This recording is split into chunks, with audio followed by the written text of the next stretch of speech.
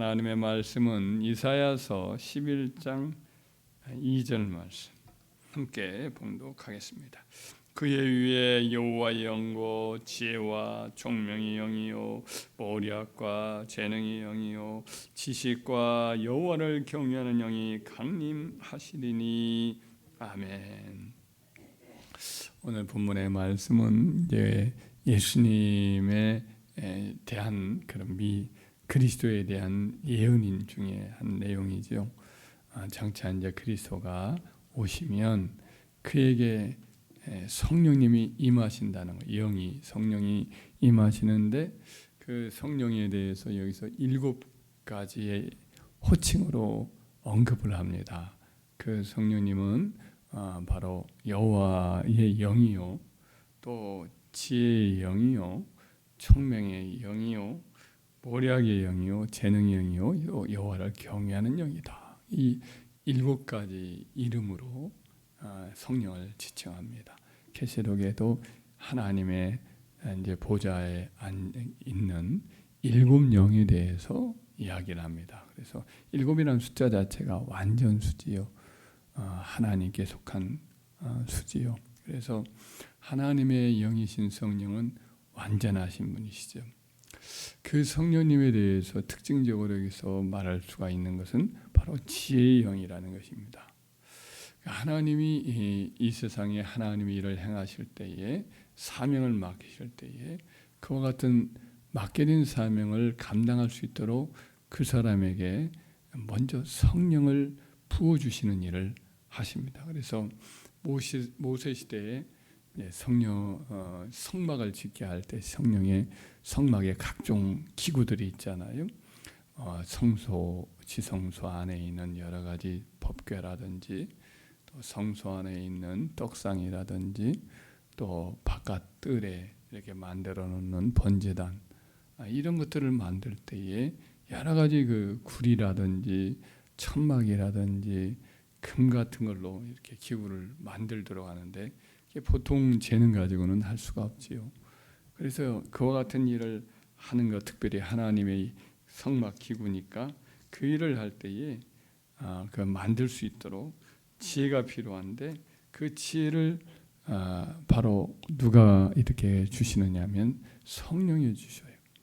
그래서 출애굽기 28장 3절에 보면 하나님께서 시내산 위에서 모세에게 이렇게 성막을 지으라 하시면서 성막 지는 자들에게 지혜의 영을 주신다라는 말씀합니다. 너는 무릇 마음의 지혜 있는 모든 자, 곧 내가 지혜로운 영으로 채운 자들에게 말하여 아론의 옷을 지어 그를 거룩하게 하여 내게 제사장 직분을 행하게 하라.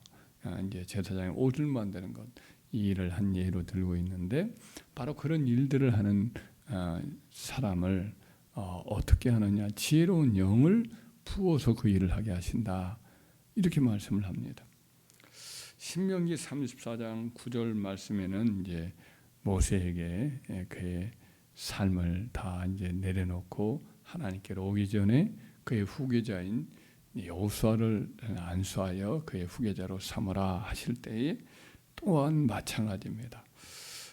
신명기 34장 9절에 모세가 눈의 아들 여호수아에게 안수하였으므로 그에게 지혜의 영이 충만하니 이스라엘 자손이 여호와께서 모세에게 명령하신 대로 여호수아의 말을 순종하였더라. 여호수아가 그 귀한 사명, 약속의 땅으로 이스라엘 백성 전부 인도하는 일에는 엄청난 전쟁도 이렇게 행해야 되고 이스라엘 백성들을 지도해야 되는데, 이 모든 일을 감당할 때 여호수아 인간의 어떤 능력과 리더십으로는 불가능해요. 그에게 성령이 부어지는데, 성령이 어떤 분이시냐, 바로 지혜의 영이다, 이렇게 이야기를 하고 있습니다. 이렇듯 성령은 지혜와 총명을 주시는 그런 영이십니다. 그래서 우리 주님께서 이 땅에 오셔서 바로 공적 사계를 시작을 하실 때 보면 성령을 부어주시죠.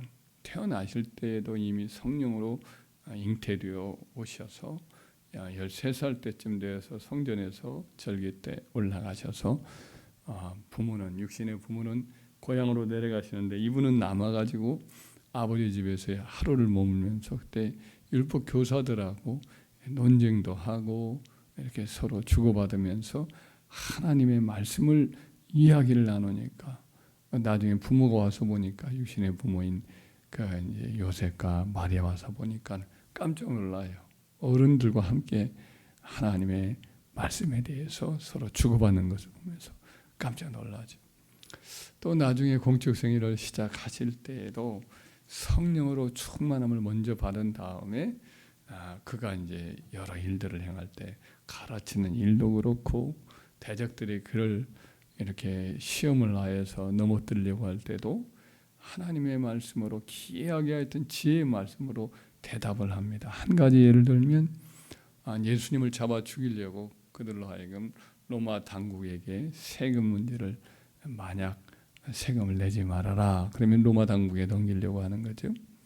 또 세금을 내라 이렇게 말하면 이스라엘 백성들에게는 굉장한 어떤 민족 반역자적인 그런 말씀을 하신 거예요. 이스라엘 백성은 로마 당국에게 세금 내는 것이 굉장히 싫은 거죠. 마찬가지 우리가 일제 때 일본에 공출을 하고 뭐 여러 가지 하는 것이 협조한다. 그러면 우리 입장에서는 참 속이 상하는 일이죠.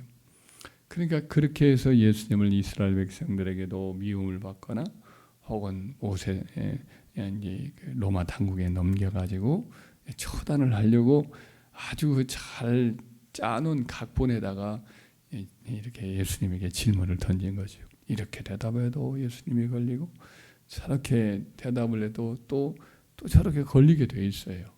근데 예수님이 그 말씀을 받자 그들의 속마음을 아시고 예수님께서 너희 가운데 동전을 내게 좀 갖고 와봐라. 이것은 로마 화폐인데 로마 화폐는 거기에 이제 황제들의 그 이름 얼굴을 그려서 로마 화폐를 만들거든요. 이게 누구의 화상이냐? 이게 가이사입니다. 로마 황제입니다. 그런 다음에 말하기를 가이사의 것은 가이사에게 그리고 하나님의 것은 하나님에게 하나님께 바치는 동전은 이제 거기에 아무것도 기록이 되어 있지 않는 깨끗한 그냥 그 아람 동전을 이제 하나님의 성전에 갖다 바치도록 하거든요.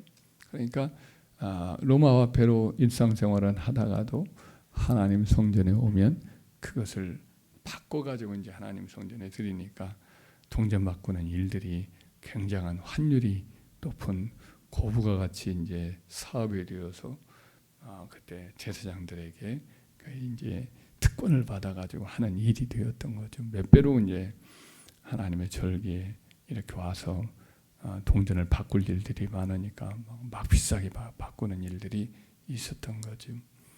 여하튼 그렇게 해서 아까 말씀했던 대로 예수님이 가이사의 것은 가이사에게 하나님의 것은 이제 뭐 화상이 없는 그런 동전 같은 것이죠. 하나님께 바칠 것은 바치고 또 로마 당국에 바치는 실정법적인 의무 그와 같은 조세의 의무 역시 그것도 행해라 이렇게 말씀하니까 걸릴 수가 있어요 없어요? 예수님의 올무에 걸릴 그 어떤 빌미를 안 주잖아요.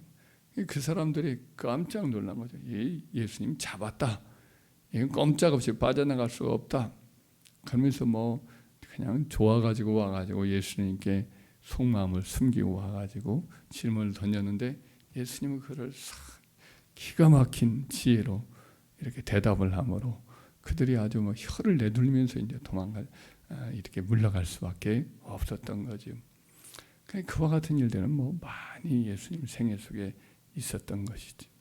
다 성령의 지혜를 통해서 이 일을 행하는 거죠.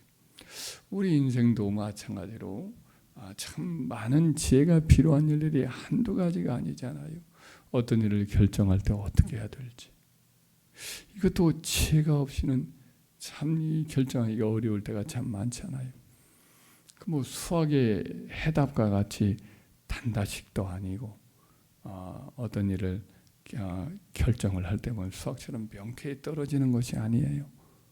어떤 일을 행할 때도 그 일에는 시기가 있고 방식이 있고 또 혼자 어떤 일을 행하는 것이 아니고 또 그 일을 행할 때 다른 사람을 통해서 해야 될 수도 있고 또 우리가 직접 행하는 것이 아니라 이 자연스럽게 어떤 상황 속에 어떤 상황이 무르익을 때까지는 내버려야 할 때도 있고 그래서 자연스럽게 내가 아니라 어떤 상황이 그렇게 되어서 그 일을 해결해야 되는 그런 일도 있고 이걸 어떻게 우리가 결정을 하느냐고요. 이것은 굉장히 많은 고도의 지혜가 필요할 때가 우리에게는 많이 있습니다. 우리 어린아이들, 우리 자녀들 기르는 일 하나도 올해는 잘 지혜롭게 아이들을 가르치는 것조차도 참 버겁잖아요. 이렇게 하는 게 아이에게 유익인가? 저렇게 하는 게 아이에게 유익인가? 어떻게 해볼 도리가 없고 고민을 할 때가 부모로서 많이 옛날에도 있었고 다 큰 우리 자녀들도 또 우리 어떻게 돼야 될지 어떻게 도와줘야 할지 모를 때가 많이 있잖아요. 우리 마음 같으면 이렇게 뭐 뚝딱 하면 좋겠는데 또 아이들은 또 아이들의 생각이 있잖아요. 그러니까 이런 문제를 어떻게 조언해야 될지 하여튼 사는 모든 우리의 인생은 이게 참 많은 지혜가 필요하지 않아요? 얼마나 지혜가 필요한지.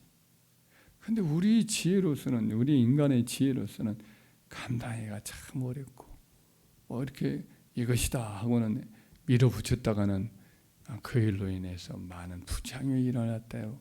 이것도 한두 번도 아니고 그러니까 우리에겐 정말 지혜가 필요한데 우리 자신에겐 지혜가 있어요 없어요? 없단 말이죠.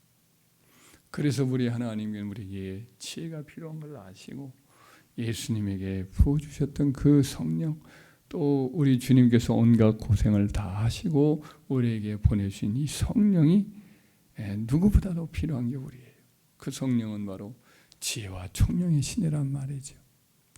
그래서 사도 바울도 편지를 써서 권면을 할 때에 그때에 성도들에게 에베소서 5장 15절 18절에 보면 이런 말씀을 해요.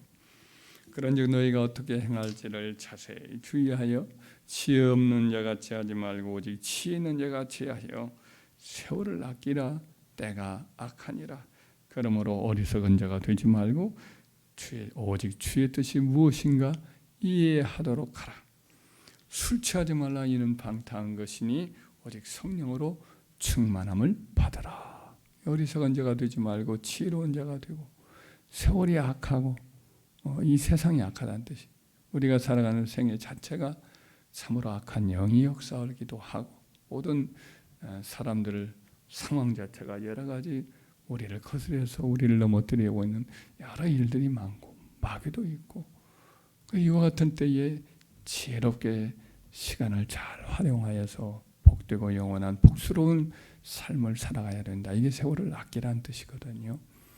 그리고 하나님의 우리 각 사람에 대한 하나님의 각 사람에 대해 주시는 뜻이 있고 맡겨진 사명도 있는데 이것을 감당하기 위해서는 어떻게 해야 되느냐? 치료해야 되는데 이 일을 위해서는 성령밖에 없으니 술 취하지 말라. 이는 방탕한 것이니 오직 성령으로 충만함을 받아라라고 권면을 했던 것이죠. 그래서 성령으로 충만해질 때에 지혜의 성령이 우리를 모든 일에 지혜롭게 하셔서 어리석은 자가 되지 않고 지혜로운 자가 되어서 우리 인생을 하나님 앞에 잘했다 칭찬을 받고 그렇게 주님 앞에 인정을 받는 그런 삶을 살게 될 줄 믿습니다. 날마다 성령님 도와주세요 라고 기도하면서 성령으로 충만함을 늘 구하여서 주님이 우리에게 주신 귀한 삶을 잘 감당하고 참 저 복된 열매를 맺고 다른 이들을 잘 돕고 그렇게 사명 감당하고 수 앞에서는 지혜로운 자 되기를 주의 이름으로 축원합니다.